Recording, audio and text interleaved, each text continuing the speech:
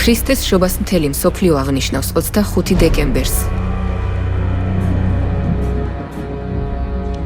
თუმცა იესოს დაბადების თარიღი ბიბლიაში არ არის.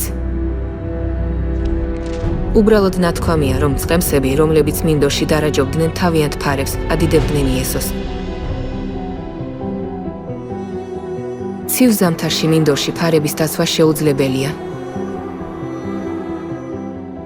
მართლა დაიბადა იესო 25 დეკემბერს. ადრეული ქრისტიანები არ აღნიშნავდნენ იესოს დაბადების დღეს. მაშინ საიდან გაჩნდა შობა? 25 დეკემბერი შობა. 25 დეკემბერი არა იესოს, არამედ მზის ღმერთის დაბადების დღეა. შობა წარმოქმნილია წარმართული დღესასწაულიდან დაუძლეველი მზისათვის. რა? შობა წარმოიშვა წარმართული დღესასწაულიდან. ძველ რომში 17-დან 24 დეკემბრამდე იყო დღესასწაულის სახელად სატურნალია. ამ ფესტივალის დროს ადამიანები მხიარულობდნენ, განურჩევლად სიმდიდრისა და სოციალური მდგომარეობისა. არა, როგორ შეიძლება ეს იყოს?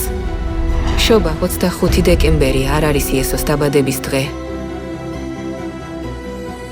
დეკემბერი 25, საიდანაც იწყება დღეების გახანგრძლივება, ღმერთ მითრას დაბადების დღედ ითვლებოდა.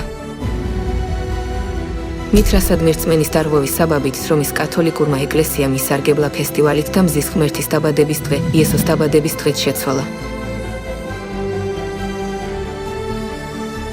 ნაძვის ხე წარმოიშვა ხის თაყვანისცემის წარმართული რიტუალიდან. სანტა კლაუსის გამოსახულება თეთრი წვერით, წითელ კოსტიუმში შეიქმნა 1931 წელს კოკა-კოლას რეკლამისთვის. ეკლესიებმა კარგად იციან, რომ შობა არ არის იესოს დაბადების დღე. თუმცა ისინი კვლავ ატყუებენ, რომ შობა იესოს დაბადების დღეა. ქრისტიანები სრულიად ბნელში არიან ამ ფაქტთან დაკავშირებით. 354 წლის შემდეგ შობა აღინიშნა 25 დეკემბერს. 354 წლის შემდეგ იესოს მოწაფეებსა და მოციქულებს შობა არასოდეს აღუნიშნავთ.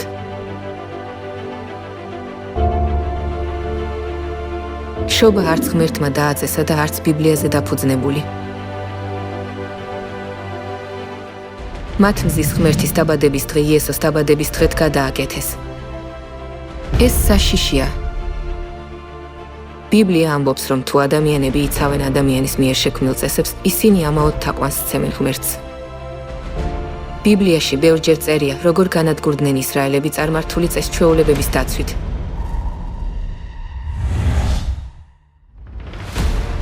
სინაის უდაბნოში ეგონაც, რომ თაყვანს სცემდნენ უფალ ღმერთს, ხოლო სინამდვილეში კი კერპს.